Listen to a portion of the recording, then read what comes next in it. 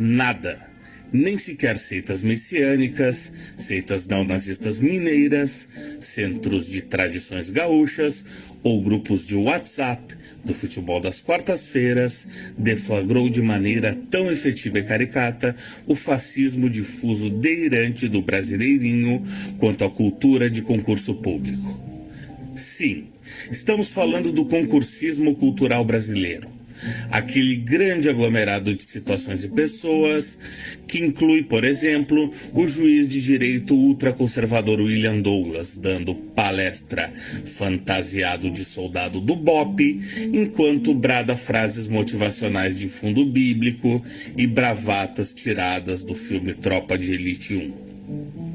Aquele aglomerado de pensamentos dissonantes que envolve grandes avatares do ancapismo brasileiro anti-Estado e da ideologia da meritocracia mágica, enquanto, ao mesmo tempo, lucram com um mercado 100% baseado nas oportunidades de trabalho garantidas pelo mesmo Estado de quem garantem não depender. Estamos falando, sim, de perversos de todos os tipos, cuja vontade de exercer autoridade sobre seus semelhantes garante inscrições massivas para concursos de polícia. Quanto mais preparado e megalomaníaco o concurseiro, mais alto o posto e o tipo de polícia, sendo a PF, a PRF e a Delegância Civil as mais almejadas, escorrendo para o perverso do populacho e as vagas de soldado da PM ou sua versão amadora, as guardas civis municipais.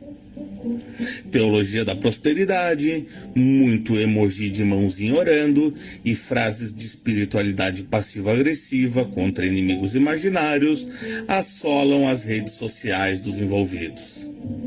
Estamos falando de um tipo de evangelismo prático. Estamos falando da corrupção e redução de escolas de pensamento de grande valor em bravatas de autoajuda. Nada está a salvo. Budismo, estoicismo e até mesmo, e Deus me perdoe por mencioná-la, a magia do caos. Tudo se transforma em ferramenta para a narrativa de professor de cursinho preparatório e seus alunos desesperados por pertencer a alguma coisa e por protagonizar uma edificante história de superação, como corresponde ao charlinismo cultural brasileiro.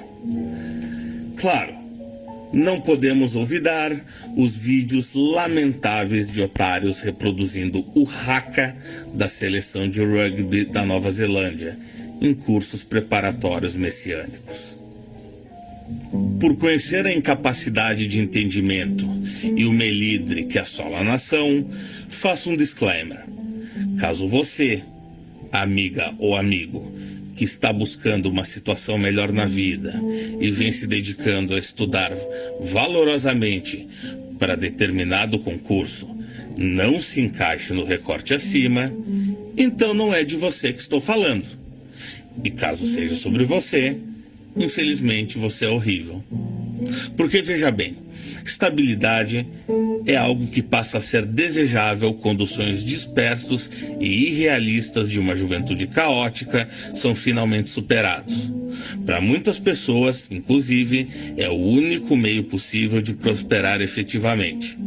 Além disso, geralmente estamos falando de profissões e trabalhos de fato, ocupações que deveriam estar no extremo oposto da picaretagem e do empreendedorismo do abstrato. A realidade, por outro lado, nos demonstra que muitos desses concurseiros, assim que aprovados e nomeados, passam a alavancar financeiramente os próprios delírios de empreendedorismo ou, muito pior, os do cônjuge desempregado convicto. Deusdete, Helder, o Charlie o concurseiro.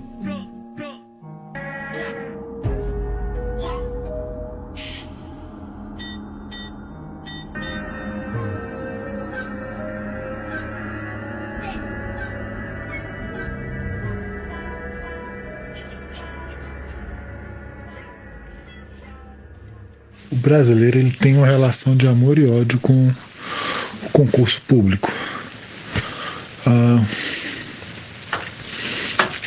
tempos dourados do concurso público, não sei se vão voltar ou não. Finais de governo Fernando Henrique, até os finais do governo Dilma. Quem estava dentro colocava o mérito em si. Quem estava fora falava que era pistolão, que é um bando de ladrão. Eu cheguei a escutar Minion defendendo que de fato tinha que ser tudo indicação. A pessoa apresentava o currículo e conseguia a vaga. Mas é talvez um Minion mais limítrofe que eu conheço. Mas existe essa relação de amor e ódio, né? O concurso como uma coisa que todo mundo deseja, mas como nem todo mundo consegue, você tem que dar alguma racionalização para o seu fracasso. Uma das primeiras características do concursismo é a ideia de passei e a vida acabou.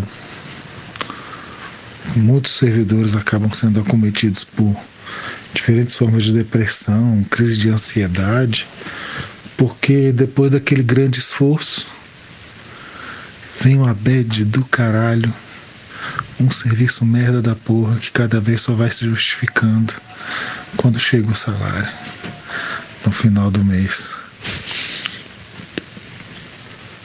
Mas muito em função desse imenso sacrifício para fazer uma prova, conseguir um reconhecimento social que nunca ninguém te deu, que para quem passa no concurso esse reconhecimento vem, mas sempre com muito suspeito. Já falei aqui o que aconteceu comigo. Quando eu passei na graduação numa federal, teve gente da família que acusou que eu tinha pistolão. A gente ainda morava no barraco de madeira no subúrbio de Brasília. Quando eu passei no mestrado, escutei colega de trabalho falando que se você é amigo dos professores, você consegue passar mesmo. Quando eu passei no concurso público, uma menina que trabalhava do meu lado soltou uma: nossa, que cagada. Aí ela mesmo, sim, já deve ter contado essa história aqui. E aí existe isso, aí fica pior ainda, que eu nunca nem fiz curso preparatório, nunca comprei apostila. Já fiz concurso que eu passei em milésimo, acho que eu fiz 3 concursos na vida só. Ministério das Cidades, que deve ter passado em 70º, 90º último. Fiz um pro Ministério da Ciência e Tecnologia, que eu olhei pra prova, deu 1 hora de prova, eu falei, quer saber, eu vou embora dessa porra.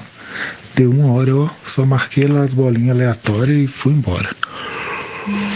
Mas a mentalidade do concursismo, em especial aqui na cidade onde eu vivo, ela degenera completamente a saúde mental do indivíduo, que fica muito tempo dedicado a isso, e degenera o próprio ambiente sociocultural de onde se vive. Moro em Brasília, porra, aqui é a terra do concurso, aqui existe em função de você ser tragado por isso. Ou você está vendendo serviços e produtos para o governo, ou você trabalha no governo. Não tem outra saída aqui. Então você vai ser tratorado. O problema é que uma sociedade toda com essa mesma finalidade é imbecilizada rapidamente. A cultura da apostila, com seus resumos, seus caminhos fáceis, seu agregado de vários conhecimentos, não ligados por algum tipo de sistema ou questionamento, mas apenas em função de uma prova, antecipou a imbecilização via meme e o próprio textão de Facebook.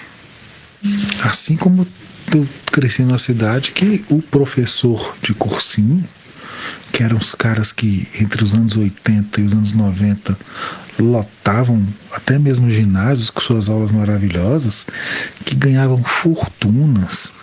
Diz a lenda que muita gente ganhava era 50 mil por mês aqui em Brasília, anos 90 até início dos anos 2000, com negócio de concurso.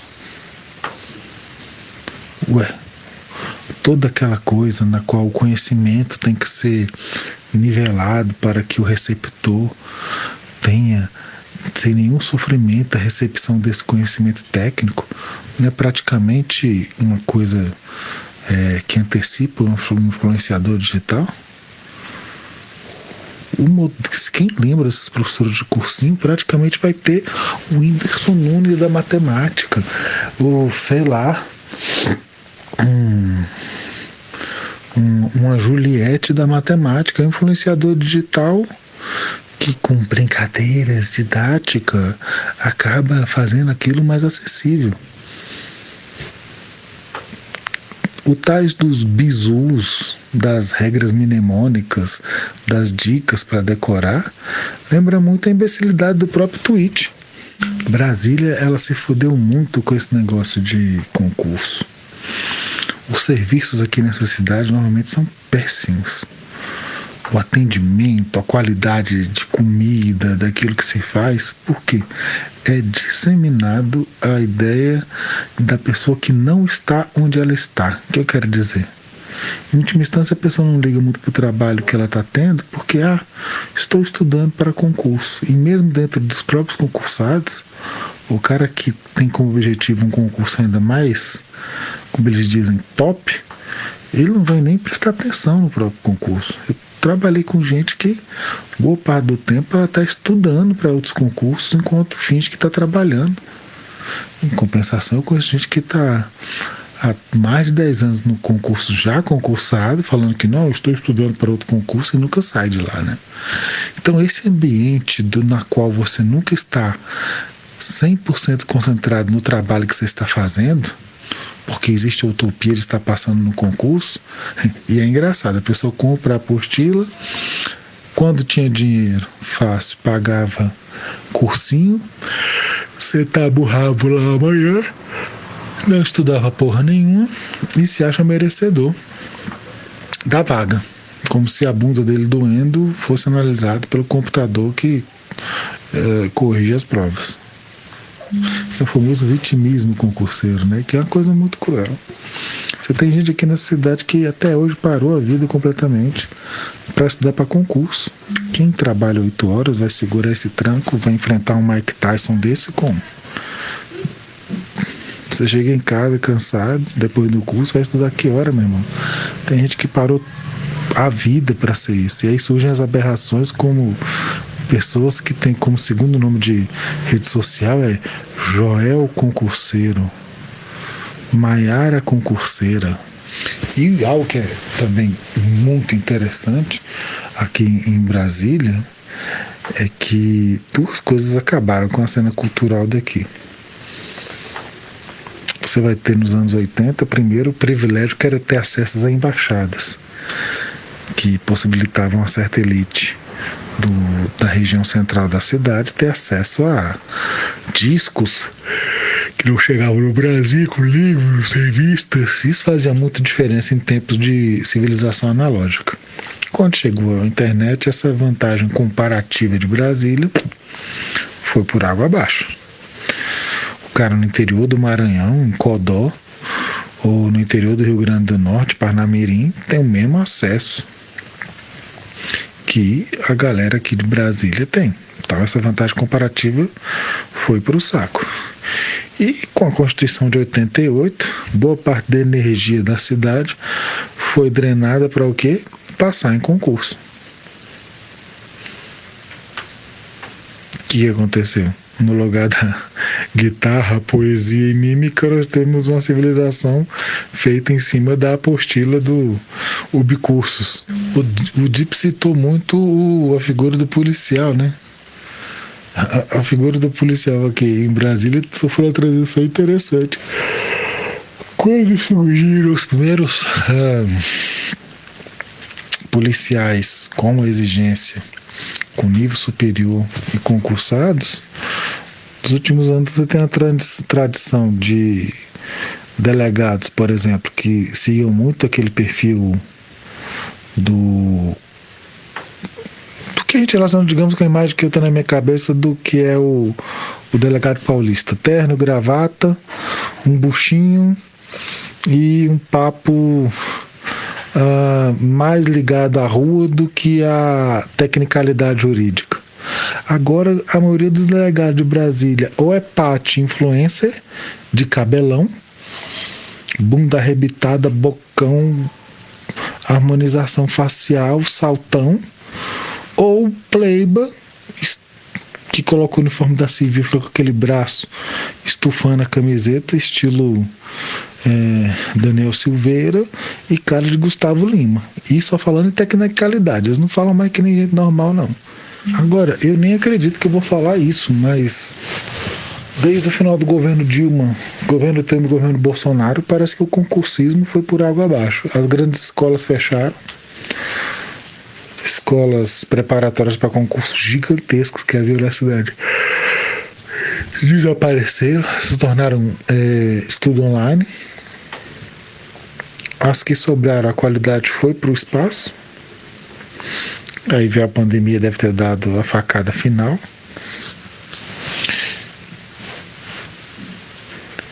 Então eu nem sei o que vai acontecer com homoconcurseiros.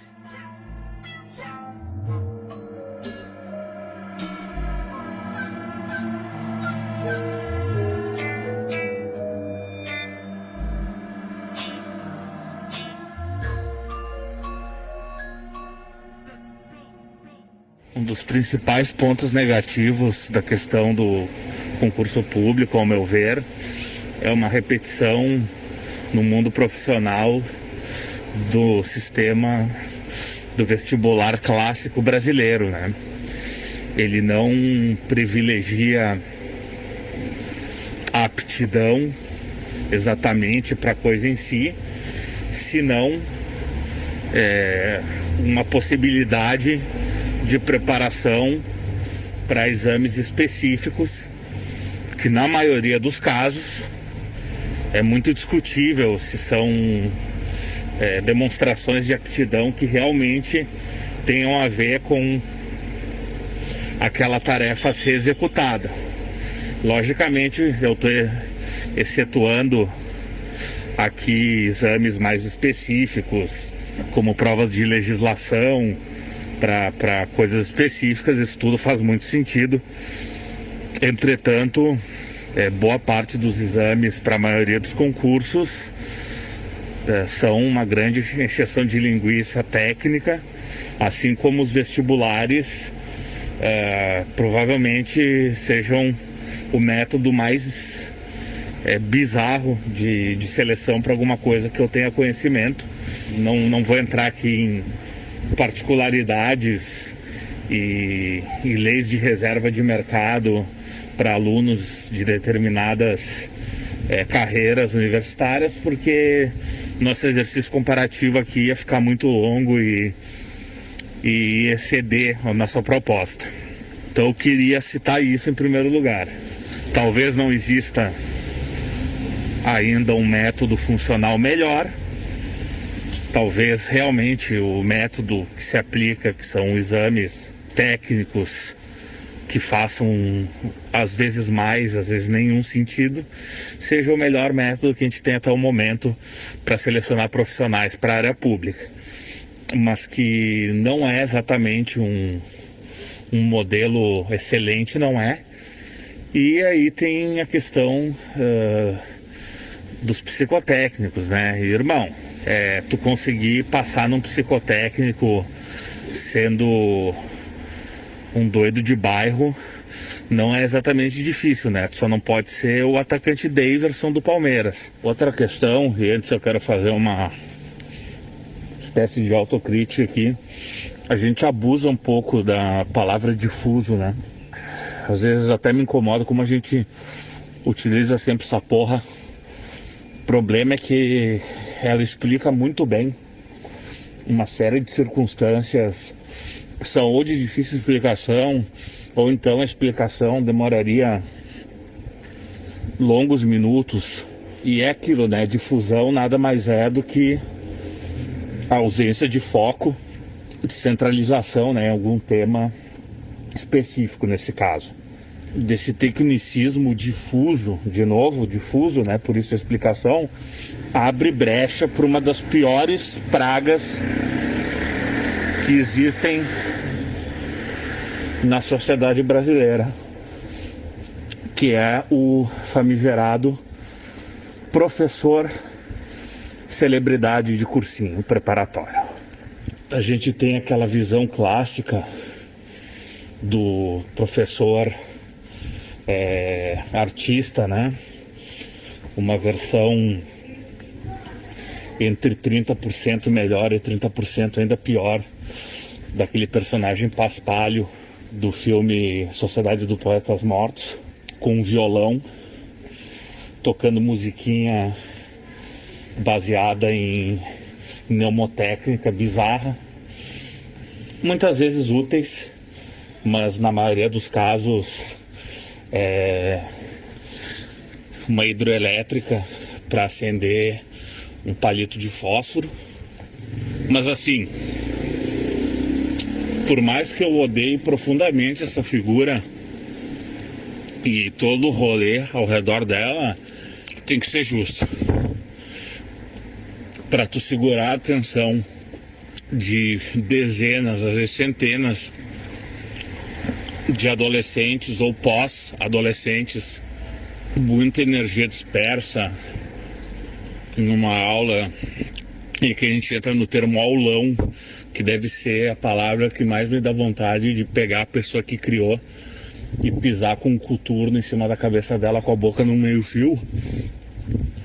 Pô, fazer um filho da puta segurar a atenção de uma horda de adolescente jovem num aulão, né? De 4, 5 horas. O sujeito tem que ter ali uma veia artística, por pior que ela seja, e ter algum apelo que seja mais do que o domínio técnico do assunto. Isso eu entendo perfeitamente bem. Sim, esse artistinha eventualmente ali vai acabar engravidando uma aluna, clássico também dos cursinhos. Por favor, amigo internauta, escreva nos comentários a história que você conhece sobre isso na sua cidade. Agora, quando a gente está falando de adultos, mesmo que sejam jovens, mas já adultos, e até marmanjo, maluco quase da minha idade até mais do que a minha idade, necessitar de tanto apelo visual, apelo musical, apelo apelativo para segurar a atenção num curso preparatório, é porque a gente está voltando ao problema das sociedades juvenilizadas, né? Mas até aí, de novo, eu consigo entender a questão pragmática e até achar um certo valor, por mais baixo que ele seja, para esse tipo de abordagem. Mais do que tudo, eu sou pragmático quando o assunto é passar uma ideia,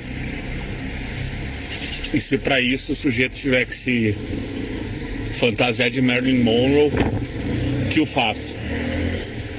A questão é que com o advento, né, das aulas virtuais cada vez mais presentes e unissonantes, agora sequer o limítrofe que brincava de Sociedade dos Poetas Mortos, ele precisa ter um domínio de palco, né, um domínio de sala de aula. Não, sequer isso.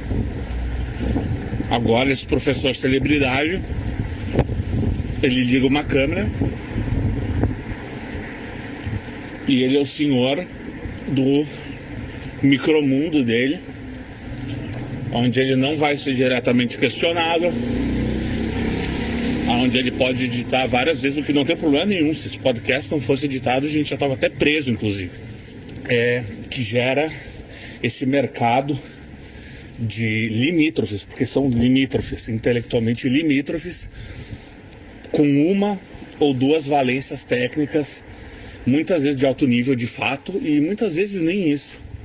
Então abunda na internet aqueles híbridos entre professor de cursinho, professor BOP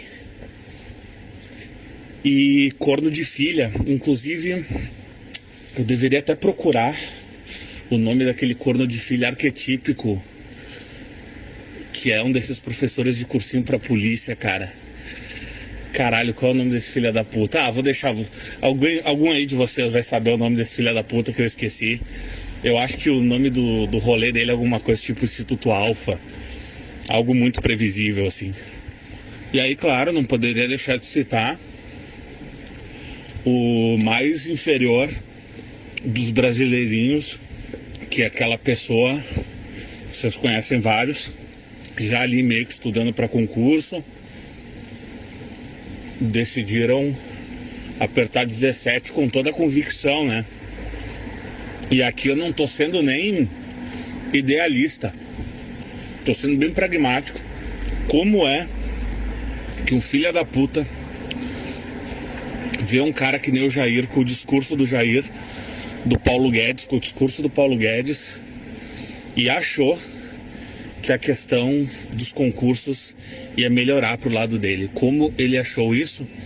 Por ser um brasileirinho inferior, né?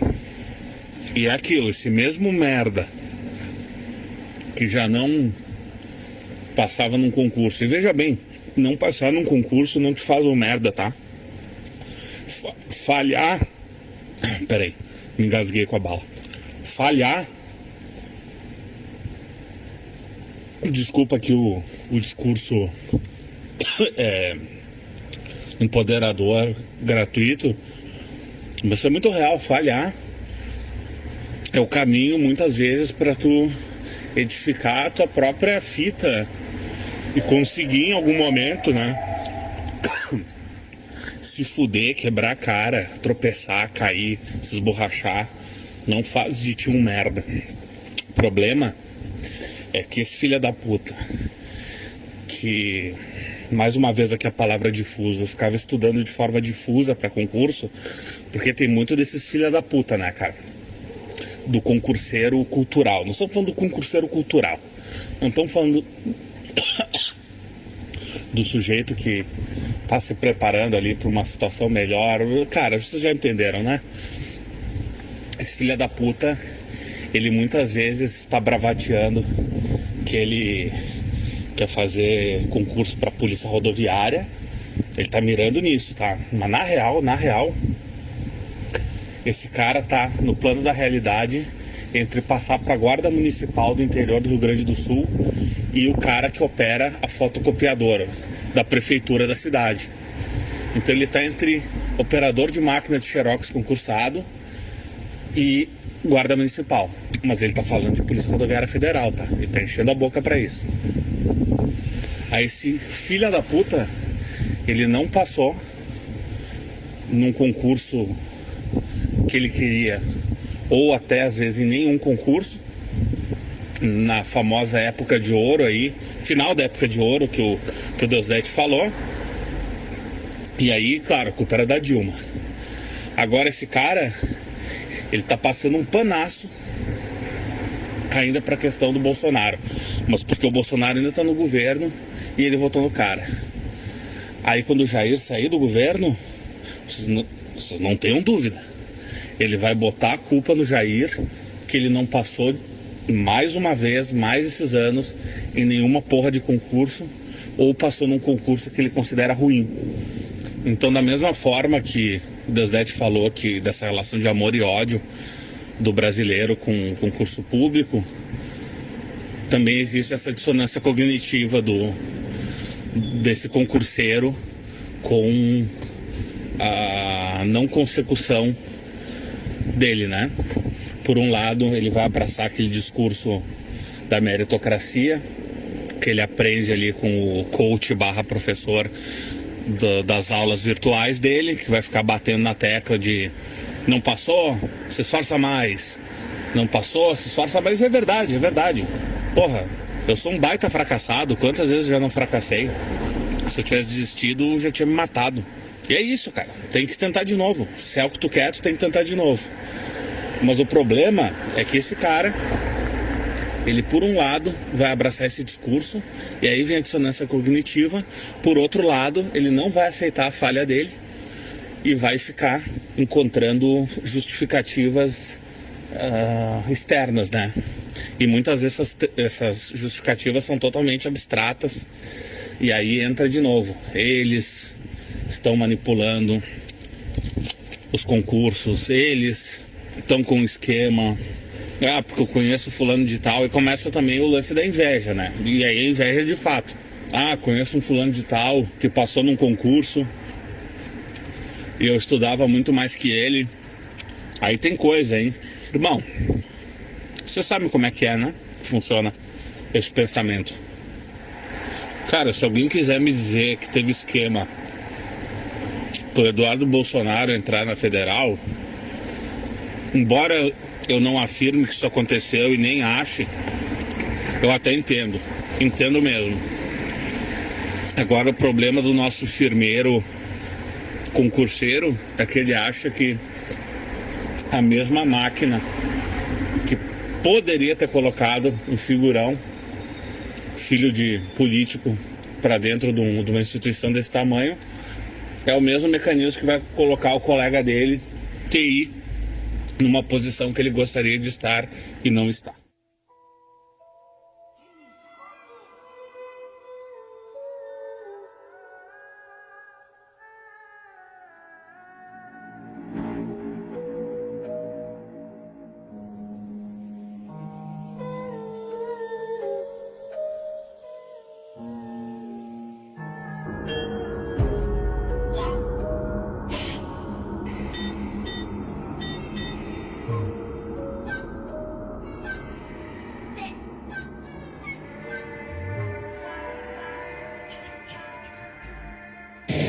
Cara, a primeira coisa que eu tenho que falar aí é sobre a questão da tecnicalidade com a questão de ter algum aproveitamento fora daquela área de interesse, né? E é exatamente isso que levou esses cornos da Alphacom a acreditar que votando num projeto ultraliberal eles iriam se aproveitar de alguma maneira daquele governo e expandir os negócios, né? É aí que está o problema de focar apenas nas tecnicalidades para passar no concurso e não saber mais nada da vida, né? Você cai na esparrela de votar num cara que está deixando nas entrelinhas que vai destruir o seu negócio e mesmo assim você apoia esse sujeito e todo o projeto que ele representa. A gente lamenta algumas pessoas um pouco mais simples que caíram nessa e vieram a falir também, mas os caras da Alphacom foi muito bem feito, né? Pau no cu de todos eles. Cara, até prova em contrário, não acredito que nenhum desses figurões que viraram políticos foram beneficiados de alguma maneira ou em esquemões para passar nesses concursos, mas por outro lado existe aí no debate uma prova de que esses exames não são as melhores maneiras de avaliar se a pessoa é a mais adequada para exercer aquele cargo, né? E aí não faltam exemplos. Temos Eduardo Bolsonaro, Sérgio Moro, Deltan Dallagnol e até o DIP falou que em algumas áreas, como na área jurídica, o conhecimento técnico talvez seja bem avaliado na prova. Tá bom, até concordo com ele, pode ser bem avaliado, mas isso também não garante que a pessoa vai ter condições de aplicá-lo da maneira correta na prática e nem que vai ter, né? E aí já é uma questão mais subjetiva, um caráter para ocupar aquela posição. Uma coisa que sempre me incomodou é a pessoa que se apresenta publicamente, digitalmente, como concurseiro, antes do nome. Cara, eu tenho muito constrangimento quando eu leio uma pessoa que se apresenta como concurseiro, sei lá, Rafael da Silva, concurseira Bárbara Novaes. Sério mesmo que a pessoa quer ser reconhecida assim na esfera digital? Eu acho bem triste, cara. Acho bem triste. Acho legal a pessoa querer mudar de vida, ter uma certa segurança no trabalho, porque, porra, eu trabalhei minha vida inteira. E aí, tudo bem? No serviço trabalhei minha vida inteira na iniciativa privada, né, cara? Eu sei muito bem que a qualquer momento pode rolar uma demissão generalizada e você rodar rapidinho, mesmo sendo um bom profissional, mas se apresentar como concurseiro no ambiente digital é triste, né? É como um caminhão de cerveja tombado em cima de um cachorro. Esse lance de esquema, você tá bem de vida, não sei o que também, é uma outra falácia. A minha mãe é funcionária de baixo clero, né, da Secretaria da Fazenda, e passou mais perrengue do que muitas pessoas que estão na iniciativa privada que eu conheço. Mas tudo bem, né?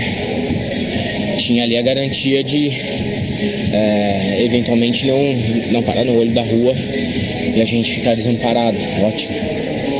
Só que, ao mesmo tempo, outras pessoas na minha família também foram do serviço público. Meu avô foi do IBGE e tudo mais. E a prova de que aquilo não mede inteligência, mede apenas conhecimento técnico na área, é que tanto minha mãe quanto meu avô são bastante burros, né?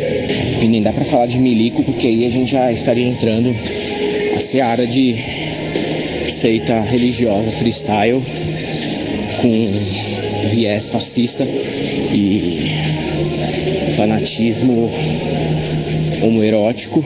Aí eu deixo para outro programa. Porra, eu bem que tinha notado a mudança de perfil dos delegados, escrivão de delegacia de polícia civil aqui em São Paulo, e não tinha compreendido a raiz daquilo, né? Que eu não sou nem um pouco especializado nesse tema aí, como um morador de Brasília geralmente e como um servidor público, como Deus dete, é ainda mais, né? Em São Paulo, isso fica um pouco mais distante da nossa realidade. Porém, agora eu entendi. Quando você vai fazer um BO na delegacia, os escrivãos e delegados ou delegadas hoje, todos parecem cantores que aparecem no Multishow, né? Ou a galera na área masculina parece cantor sertanejo e as minas parecem aquelas cantorazinha pop ou influencer digital de Instagram. Tá explicado. E é isso mesmo. Você entra lá, os caras cheios de tatuagem, a camisa estourando no bíceps e o cabelinho de quem implantou lá na Turquia, a bordo do navio carequeiro, sempre penteado com pomada pra cima, né? Os malucos já te tiram de inferior normalmente, desde sempre na delegacia. Hoje em dia, mano, dependendo de como você for fisicamente, o maluco vai até ter nojo de fazer o BO ali, registrar a ocorrência.